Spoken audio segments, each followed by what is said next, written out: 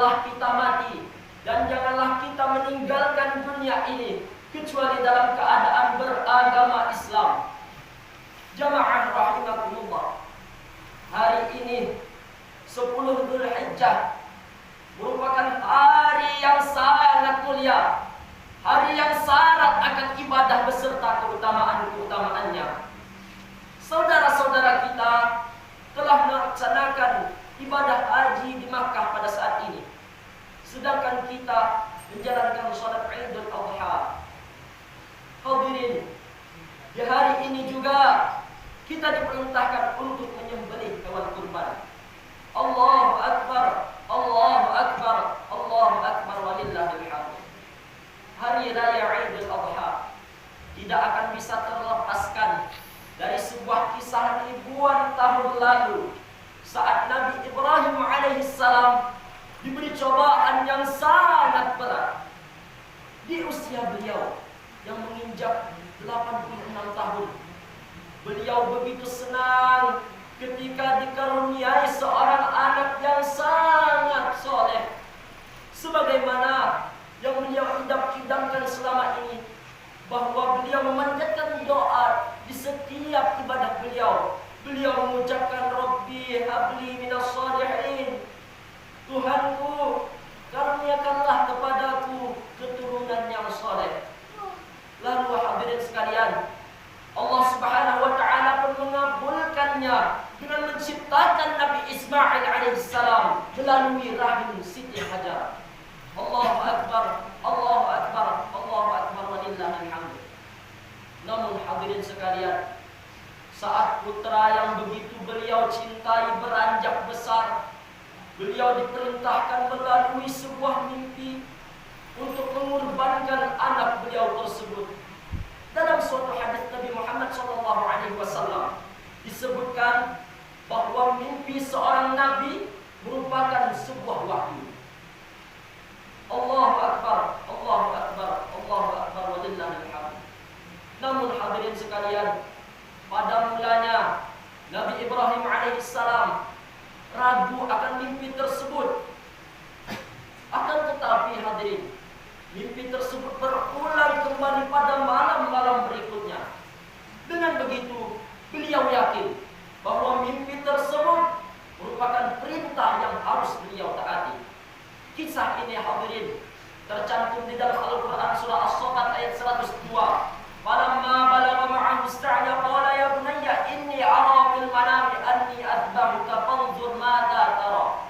Qala ya abati if'al ma tu'mar satajiduni insyaallah minas sabirin. Yang artinya, maka tatkala anak itu sampai pada umur sanggup berusaha bersama-sama Ibrahim, lalu Ibrahim berkata, hai anakku, sesungguhnya aku melihat di dalam mimpiku bahwa aku menyembelih engkau, maka pikirkanlah apa pendapatmu. Nabi Ismail menjawab, hai ayahku, kerjakanlah apa yang diperintahkan kepadamu. Insya Allah engkau akan mendapati aku termasuk orang-orang yang sabar. Allahu Akbar, Allahu Akbar, Allahu Akbar, walillahil hamd. Ayat tersebut hadirin sekalian memberikan pelajaran penting bagi kita mengenai sikap yang ditunjukkan oleh Nabi Ibrahim. Nabi Ibrahim menunjukkan cara berkomunikasi yang baik dengan tidak tiba-tiba langsung mengeksekusi putranya. Namun hadirin, dengan tenang Nabi Ibrahim menceritakan duduk perkaranya, apa yang telah dialaminya, dan perintah apa yang diterima oleh Nabi Ibrahim melalui mimpi tersebut. Dan beliau pun meminta pertimbangan atas perintah tersebut kepada anaknya terlebih dahulu. Tidak serta-merta langsung memotong leher anaknya karena mendapatkan mimpi berupa wahyu dari Allah. Allahu Akbar, Allahu Akbar, Allahu Akbar, walillahil hamd. Sementara itu hadirin, sebagai anak yang soleh, Nabi Ismail alaihissalam menurut dan pasrah patuh terhadap perintah Allah melalui mimpi ayahnya tersebut. Perlu digarisbawahi hadirin sekalian, bahwa Nabi Ismail alaihissalam menaati perintah tersebut menunjukkan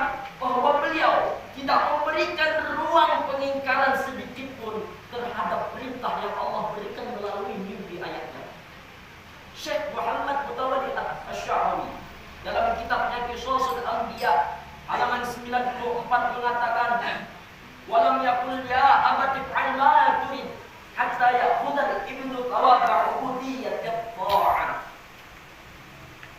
Nabi Ismail tidak menjawab, "Duhai ayahku, lakukan apa yang kau kehendaki." Sehingga Nabi Ismail karena tidak menjawab seperti itu, Nabi Ismail memperoleh pahala ibadah atas ketaatannya kepada Allah melalui mimpi ayahnya tersebut. Allahu Akbar, Allahu Akbar, Allahu Akbar, walillahil hamd. Nabi Ismail alaihissalam tidak menjawab permintaan tanggapan itu dengan perkataan terserah ayah, tapi pendapat yang disampaikan beliau adalah pelaksanaan atas perintah yang Allah berikan kepada Nabi Ibrahim melalui mimpi tersebut. Itulah hadirin bentuk ketaatan yang ditunjukkan oleh Nabi Ismail alaihissalam. Allahu Akbar, Allahu Akbar, Allahu Akbar, walillahil hamd. Selanjutnya hadirin sekalian, kita lihat bahwa Nabi Ibrahim dan Nabi Ismail menggunakan bahasa yang sesuai dengan orang yang diajak bicara. Nabi Ibrahim menggunakan kata ya bunayya yang memiliki arti duhai putraku. Ini untuk menyapa Nabi Ismail alaihissalam. Sedangkan Nabi Ismail alaihissalam menjawab tanggapan daripada ayahnya tersebut dengan memilih kata ya abati, wahai ayahku, untuk menyapa ayahnya tersebut.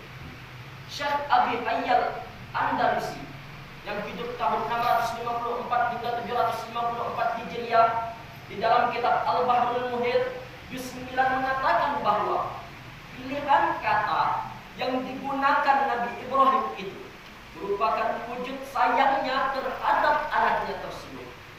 Nabi Ismail pun hadirin sekalian menggunakan kata sapaan yang menunjukkan penghormatan dan pengagungannya terhadap orang tua. Hal ini ya hadirin sejalan dengan hadis Nabi SAW nomor 1843 yang diriwayatkan oleh Imam Tirmidzi. Rasulullah SAW bersabda, "Laisa minna man lam yarham shaghirana wa yuwaqqir kabirana." Bukanlah termasuk dari golongan kami orang yang tak menyayangi anak kecil dan tak menghormati orang tua. Oleh karenanya hadirin sekalian, sudah selayaknya bagi orang tua untuk memberikan kasih sayang yang penuh kepada putra-putri tercinta dengan sapaan yang lembut bukan cemberut, dengan memberikan sentuhan yang sejuk bukan merajuk, dengan mengajak bukan mengejek, dengan merangkul bukan memukul, agar anak-anak kita dapat meneladani kisah daripada Nabi Ismail, dapat mencontoh daripada perbuatan Nabi Ismail yang taat dan patuh terhadap perintah yang Allah berikan melalui mimpi Nabi Ibrahim alaihissalam. Selanjutnya hadirin sekalian, sebagai seorang anak pun sudah seharusnya kita sepenuh ta'zim, penuh penghormatan kepada orang tua kita, menjawab panggilannya, mendengarkan pembicaraan kedua orang tua, melaksanakan apa yang diperintah. Karena Nabi SAW bersabda, "Ridallahu fi ridal walidain, wa suhtullah fi suhtil walidain." Ridhanya Allah tergantung ridhanya kedua orang tua, dan murkanya Allah tergantung murkanya kedua orang tua. Oleh karena itu, bagi kita seorang anak yang masih memiliki orang tua, sayangi, hormati, jaga dan patuhi perintah orang tua. Jangan kita melawan, jangan kita mengejek, jangan kita mencaci memaki atau sampai memukul orang tua. Karena tadi Nabi mengatakan ridhonya Allah tergantung ridhonya kedua orang tua, dan murkanya Allah tergantung murkanya kedua orang tua. Oleh karena itu, sebagai seorang anak berbaktilah kepada orang tua selagi ada, karena kalau sudah tiada apalah artinya. Dan bagi kita hadirin yang orang tuanya sudah mendahului kita, maka cara yang terbaik untuk berbakti kepada orang tua adalah dengan berbakti, dengan berbuat baik dan menghadiahkan pahalanya kepada orang tua. Dan tak lupa pula mendoakan orang tua setiap habis salat, mendoakan orang tua setiap kosong keadaan. Doakan kedua orang tua kita, semoga orang tua kita diampuni dosa-dosanya, dilapangkan kuburnya, dan ditempatkan Allah di surga kelak. Amin, Allahumma amin. Inilah hadirin yang seharusnya yang dilakukan untuk meneladani kisah Nabi Ibrahim dan Nabi Ismail pada hari ini, pada hari 10 Dzulhijjah. Kita meneladani Nabi Ibrahim dengan menyampaikan perkataan yang baik kepada anak-anak kita, dengan perkataan yang santun, dengan perkataan yang membujuk bukan merajuk, yang lembut bukan cemberut. Kemudian bagi seorang anak sudah semestinya untuk berbakti kepada orang tua yang hidup ataupun yang mati. Doakanlah orang tua setiap habis sholat. Doakan orang tua di saat waktu-waktu kosong kita. Inilah ilmu komunikasi yang bisa kita petik dari pelajaran dari kisah Nabi Ibrahim alaihissalam dan kisah Nabi Ismail alaihissalam yang terjadi pada tanggal 10 Dzulhijjah ini. Demikianlah khutbah Idul Adha yang dapat Al-Fakir sampaikan. Semoga apa yang Al-Fakir sampaikan dapat bermanfaat bagi kita, baik di dunia maupun di akhirat. Amin, Allahumma amin. Hadanallahu wa iyyakum ajma'in. Wa akhiran, unzur ma qala wa la tanzur man qala. Lihatlah apa yang dibicarakan dan jangan lihat siapa yang berbicara. Barakallahu li wa lakum fil Qur'anil 'azim wa nafa'ani wa iyyakum bima fihi minal ayati wad dzikril hakim. Wa taqabbal minni wa minkum tilawatahu innahu huwas samiul 'alim. Aqulu qawli hadha wa astaghfirullahal 'azim li wa lakum wa lisa'iril muslimin wal muslimat wal mu'minin wal mu'minat fastaghfiruhu innahu huwal ghafurur rahim.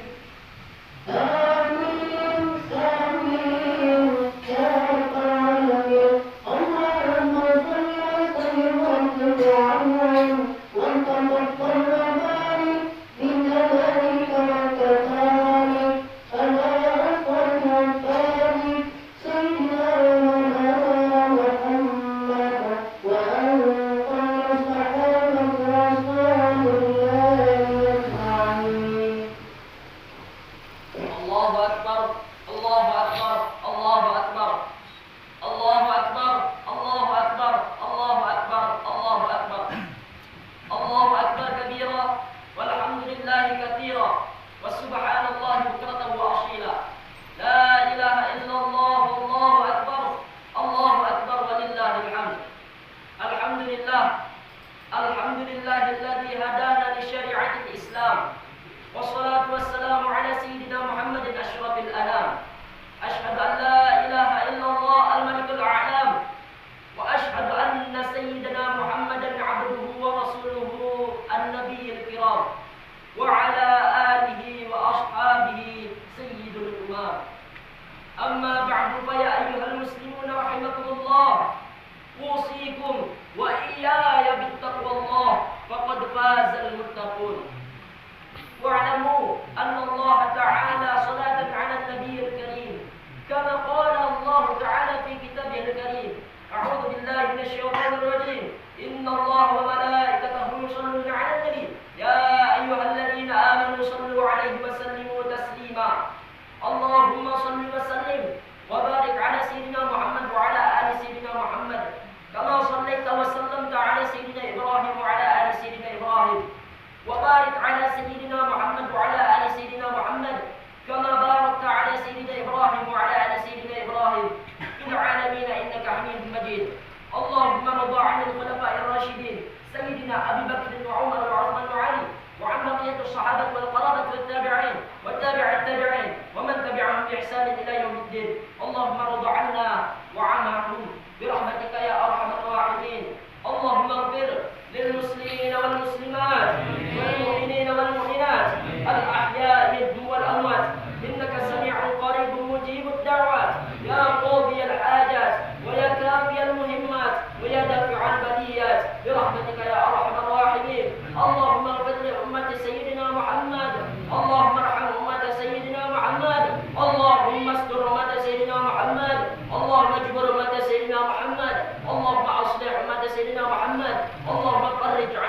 Sayyidina Muhammadin sallallahu alaihi wasallam.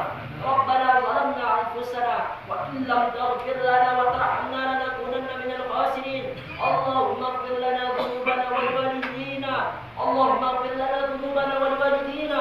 Allahumma ighfir lana dhunubana wa liwalidina warhamhum kama rabbawna shighara. Allahumma ij'alna wa ahlana wa dhurriyyatana wa talamidana min ahli al-khair wa ahli at-taqwa wa ahli al-'ilmi wa ahli al-Qur'an wa hamalat al-Qur'an wa hufadh al-Qur'an wa la taj'alna wa iyyahum min ahli as-su' wa ahli ad-dayr. Allahumma faqihna wa iyyahum fid din. Allahumma faqihna wa iyyahum fid din. Allahumma faqihna wa iyyahum fid din wa 'allimna at-ta'wil. Rabbana atina fid dunya hasanah wa fil akhirati hasanah wa qina 'adzaban nar. Ibadallah, inna Allah ya'muru bil 'adli wal ihsan wa ita'i dzil qurba wa yanha 'anil fahsya'i wal munkari wal baghi ya'izukum la'allakum tadhakkarun. Fadhkurullaha al-'azima yadhkurkum washkuruhu 'ala ni'amihi yazidkum was'aluhu min fadlihi yu'tikum wa la dhikrullahi akbar wallahu ya'lamu ma tasna'un.